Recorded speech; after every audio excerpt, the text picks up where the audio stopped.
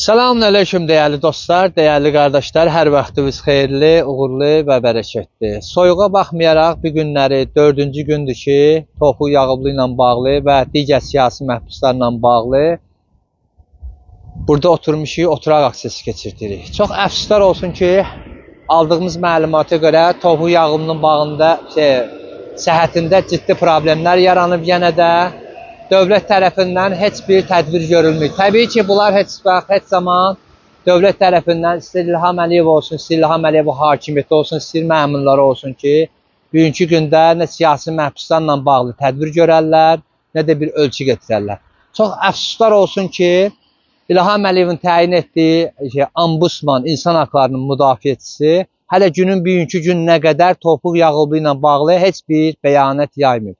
Təbii ki, biz hamımız bilirik ki, Səbinə Əliyev birbaşa İlham Əliyev hakimiyyətinə xidmət eləyir, İlham Əliyevin hakimiyyətinə sifarişləri ilə oturub duran adamdır.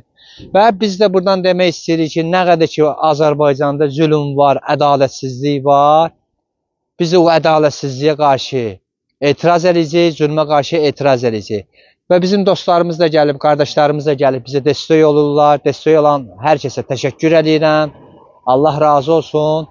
Və onu da əlavə eləmək istəyirəm ki, Hacı Taleh ilə də bağlı bir kəlmə demək istəyirəm. Hacı Taleh Bağırzadanı bilirsiniz ki, bu İsrailin Azərbaycana səfirliyinin gəlişi ilə də bağlı etiraz aksiyası keçirtdi, azlıq aksiyasına başladı və günün bugünkü gününə qədər nəinki Hacı Taleh, çox sayda inanclı insanlar bu kampaniyaya qoşuldu və qarşı salındılar.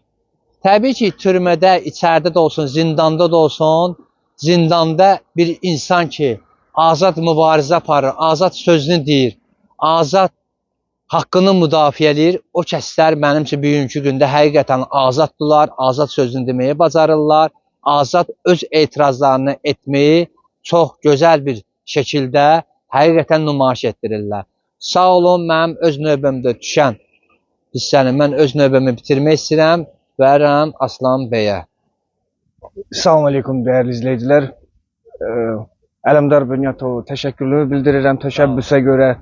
Biz həmişə dəstəyik. Demokratiya uğrunda mübarizəmizi davam edirik. Əsirgəməyə, yəni çətinliklərə baxmayaraq siyasi məhbuslara azadlıq tələb edirik və çağırış edirik ki, insanlara dəstək olun siyasi məhbuslara. Çünki sabah sizin də evinizə gələcəklər. Ona görə bir olaq bu rejimə qarşı qələbə bizimlədir. Çünki biz müqavimət göstərməsək, bu rejim daha da şiddətdən bizi repressiya edəcək millətləri. Biz dönəcəyik Cənubi Koreyaya, Şimali Koreyaya, və Türkmenistana və ondan da pis duruma düşəcəyik. Siyasi məhbuslara azadlıq. Salam, hər vaxtınız xeyirli olsun əziz izləyicilər. Biz burada artıq 4-cü gündür Tofiq Yağublu üçün və 400-ə yaxın siyasi məhbuslar üçün azadlıq tələb edirik. İlham Əliyevin şərlədiyi bütün insanlar üçün azadlıq tələb edirik. Onların hər biri üçün azadlıq haqqıdır. İnsanın ədalətsiz qapısını döymədiyi zaman ədalətsiz nə olduğunu başa düşmür. Gəlin biz əl elə verək və bu ədalətsizliyə qarşı duraq. Biz azadlıq istəyirik. Tofiq Yağublu və 400-ə yaxın olan həmkarlarımız və həmçinin 8 qadın jurnalist. Bunları unutmayın. Və onu da demək istəyirəm ki, bura azad bir demokratik bir düşüncədir, düşüncə yeri, kampıdır. Burada hər kəs istəsə, bizim ola bilər yadımızdan siyasi məhbusların şəkilləri çıxar, unudarıq. Məsələn, kimin imkanı var, kimin imkanı çatırsa, buyursun, götürüb gəlsin plakatlarını yapışdırsın. Onlara da azadlıq istəyək. Bax, bu günlər sağ olsun. Məsələn, Qarabağ qazisi, Rıza Səfərsoyun, imkan varsa video getir. Məsələn, Rıza Səfərsoyun şəkilini qardaşımız getirdi, yapışdırdı.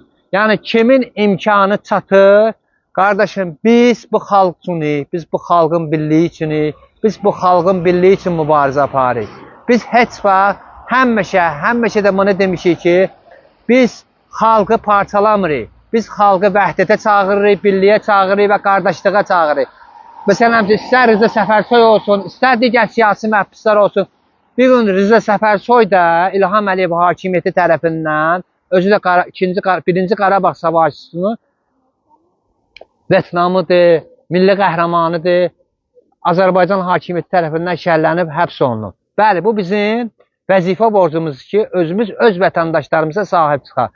Və ondan sonra birinci Qarabağ savaşında bu bizim qazimiz vardı, Hacı Vəliyev. Bir gün Hacı Vəliyevin də azadlığını istəyirik. Hacı Vəliyevin məsələn kimdə imkanı var, çatır, əli uzunsa getirsin onun da plakatını asayım buradan, ona da buradan azadlıq tələb eləyəyim.